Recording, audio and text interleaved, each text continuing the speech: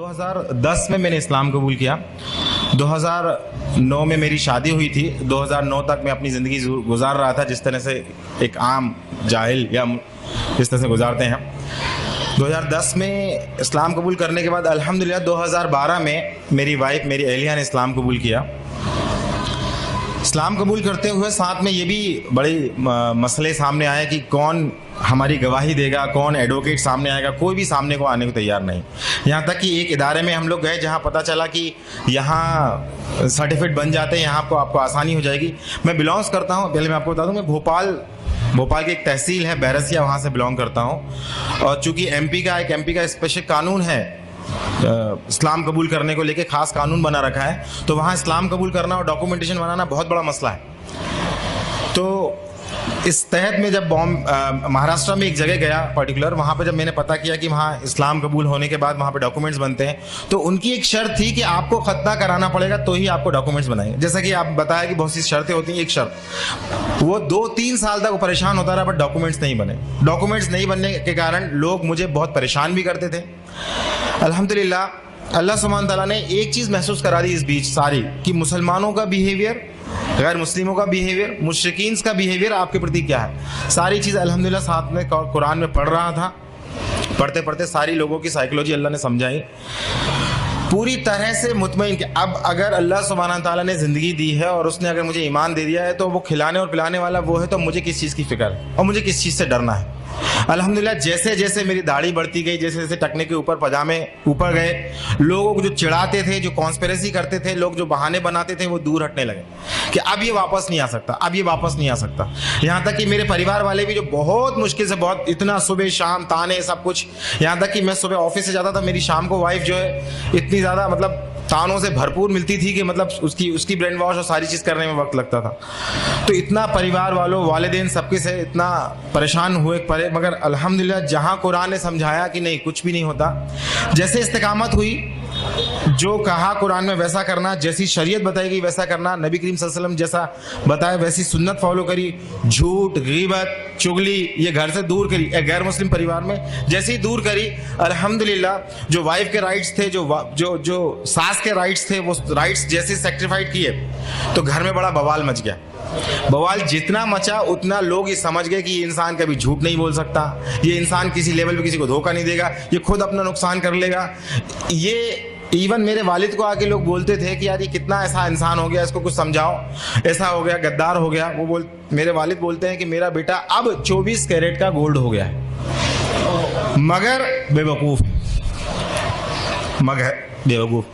अल्हम्दुलिल्लाह अल्लाह सुब्हान तआला ने हमें तौफीक दी।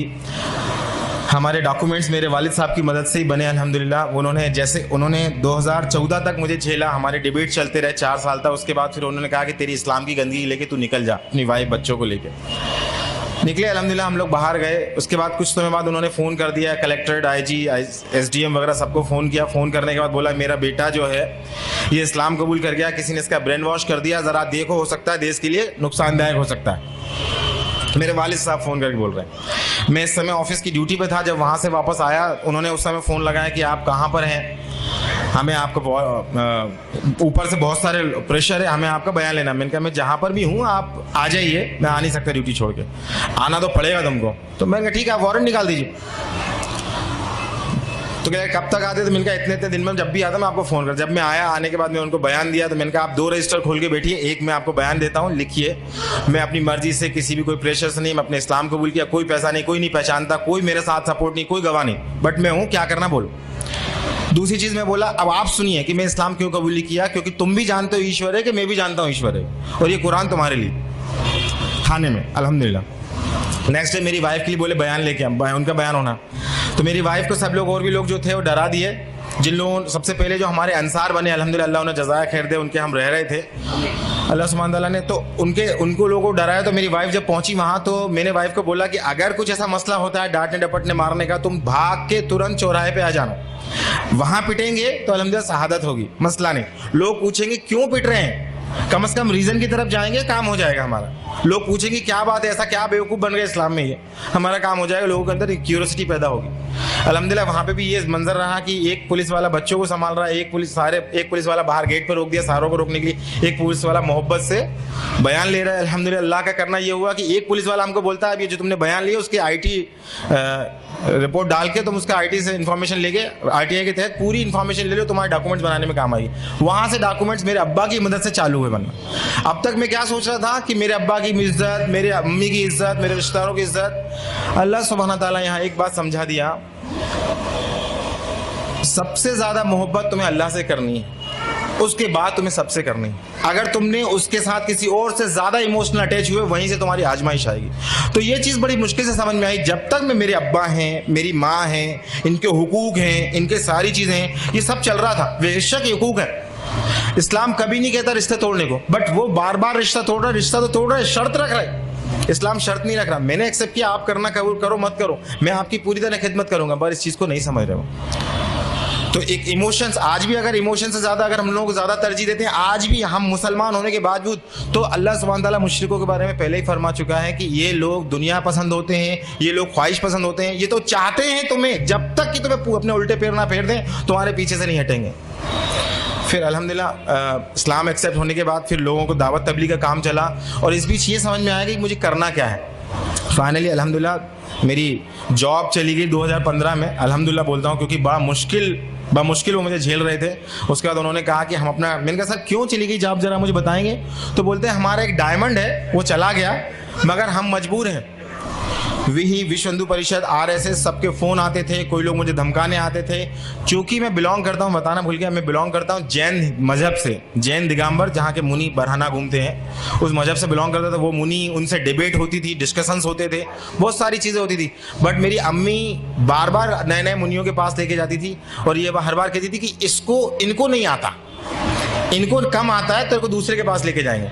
जब मैं इस्लाम एक्सेप्ट किया, इस्लाम एक्सेप्ट करने के बाद सबसे पहले मैंने तौहीद एक्सेप्ट की। तौहीद एक्सेप्ट करने के बाद मैंने कहा कि यार ये तौहीद समझ में आ गई, मगर ऐसा समझ में कुरान हक है, कुरान कैसे नाजिल हो गया अपने आप, कोई मोहम्मद सल्लल्लाहु अलैहि वसल्लम आके कल को बोलते हैं तो मैं तुम्हारा रसूल हूँ। इसकी तहकीक के लिए जब मैं इस्लाम एक्सेप्ट कर लिया, बनिया था मैंने कहा अगर ये हक है तो पहले इस्लाम कबूल कर लो बाद में ऐसा नहीं होगा, केवल गफलत की बात है। तो जब मैं इस्लाम एक्सेप्ट किया, फिर मैं हिंदुइज्म की किताबें पढ़ा, फिर जैनिज्म की किताबें पढ़ा। सब पढ़ने के बाद अल्हम्दुलिल्लाह स्कॉलर से डिबेट करने के बाद अल्हम्दुलिल्लाह पूरी सर्टेनिटी जब आ गई, अब फिर मैं गैर मुस्लिमों के में काम भी करने लगा। और मुसलमानों के लिए जब उन लोगों के बीच जब मैं निकला, तो जब सबसे पहले मेरी जॉब गई तो मुझसे किसी मुस्लिम भाई ने मुझे जॉब दी, अल्हम्दुलिल्लाह उन्हें जज़ा खैर दे। मगर 1 महीने बाद वो जॉब चली गई। उन्होंने कहा ये नया मुसलमान आया है, पता नहीं इससे खतरा है, हमारा इंटरनेट से इल्म हासिल कर रहा है, गुमराह है, दूसरों को गुमराह करेगा। तो वो जॉब मेरी चली गई।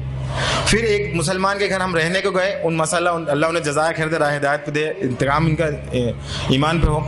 1-2 महीने बाद, 1 साल तक उन्होंने रखा। उसके बाद कहा कि तुम हमारे में से नहीं हो, तुम हमारी बात नहीं सुनते, हमारे साथ नहीं जाते, उठते बैठते, तुम्हारे हमारे मिजाज नहीं मिल रहे, तुम खाली कर दो मकान भी खाली। अल्हम्दुलिल्लाह लगातार अल्लाह सुब्हाना ताला अपने दीन के हक होने, लोगों की जहनियत, और अगर जो अल्लाह का है जो अल्लाह का नहीं है, इस बारीक लाइन को वाज़ेह समझाता जा रहा था। तो मैं आज अपने सारे मुसलमान भाइयों को जो रिवर्ट है उनको मैं तो कुछ नसीहत है मेरी, जो तजुर्बे हूँ उनको मैं देना चाहता हूँ। सबसे पहली चीज़, किसी को भी ज़्यादा इमोशनली मोहब्बत मत कीजिए, चाहे वो शौहर हो, बीवी हो, माँ बाप हो। सबसे पहले अल्लाह, फिर उसके किस किस के हुकूक बताएं वो करिए। सेकेंड चीज़, मेरे भाइयों मेरी बहनों, शैतान हमारे जहनों में बार बार ये बात दिखाता है, देखो ये मुसलमान कैसे हैं, हमें बताता है कि हमारे मुसलमान कितने बुरे हैं। तो हमारे जहनों में उनके बीच में गैप पैदा कर देता है, मुसलमानों की बुराइयां बता के और हमें अपना बेहतर बता के मुसलमानों और हमारे बीच में एक गैप पैदा कर देता है। तो इस गैप को हमें नहीं देखना है, इन बुराइयों को हमें नहीं देखना है। अल्लाह ने कहीं भी नहीं कहा इन बुराइयों को देखो तुम, अल्लाह ने कहा तुम अपने आप को इस्लाह करो, अपने आप को डेवलप करो, कुरान पढ़ो, इल्म करो और तकवा हासिल करो, वो मसूल होगा। तीसरी चीज़, हम इतना ज़्यादा परेशान हो चुके होते हैं मसाइल से, ज़माने के मसाइल से, लोगों की गाली से, लोगों के किनारा करने से। जो मुसलमान हमें मदद करते हैं, कल जब हम उन्हें इस्लाह की 4 बातें बताते हैं तो वो हमसे किनारा कर लेते हैं। इन सारे मसाइलों से हम इतना ज़्यादा परेशान हो चुके होते हैं, तो अल्टीमेटली बात ये आती है कि हम इनमें कूद के उनको इस्लाह करने की कोशिश करते हैं। तो मेरा मशवरा यहाँ ये है कि केवल और केवल कुरान पहले अपने अल्लाह भी कुरान में फरमा रहा है कि बचाओ अपने आप को और अपने अहलो अहल को जहन्नुम की आग से। तो सबसे ज़्यादा मेहनत करें अपने बच्चों और अपने बीवी बच्चों पे।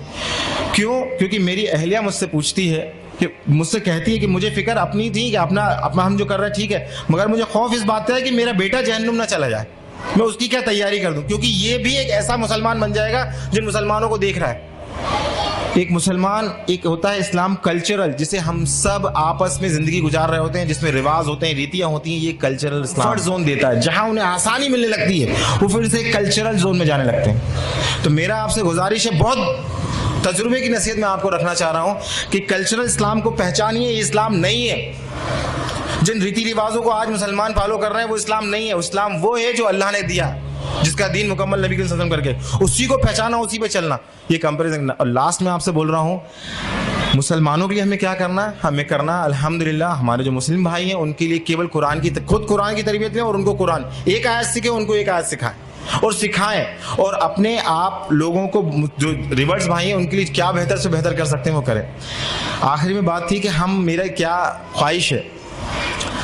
अल्हम्दुलिल्लाह भोपाल से मैं चाह रहा था, अल्हम्दुलिल्लाह मैं भोपाल का रहने वाला हूँ, और चूंकि मसाइल वहाँ इतने ज़्यादा बढ़ गए, जॉब चली गई, किसी ने मुझे मशवरा दिया आप यहाँ पर आके करिए काम, अल्हम्दुलिल्लाह आपके लिए कोई मसला नहीं है। अल्लाह ने यहाँ पे प्रोफेसर की जॉब दिला दी, अल्लाह ने वेल सेटल घर कर दिया, हिजरत की बरकतें दिखाई, ईमान इतना बढ़ा है अल्लाह ने, अल्हम्दुलिल्लाह। तो मैं चाह रहा था कि कोई एक इदारा ऐसा होता जो केवल रिवर्स के लिए काम करता। कुछ इदारे हैं जो दावत के काम करते हैं, मगर दावत के बाद क्या, उनकी तरबियत का क्या, उनके मसाइल का क्या। तो मैं इवन हैदराबाद में भी 2-2.5 महीने में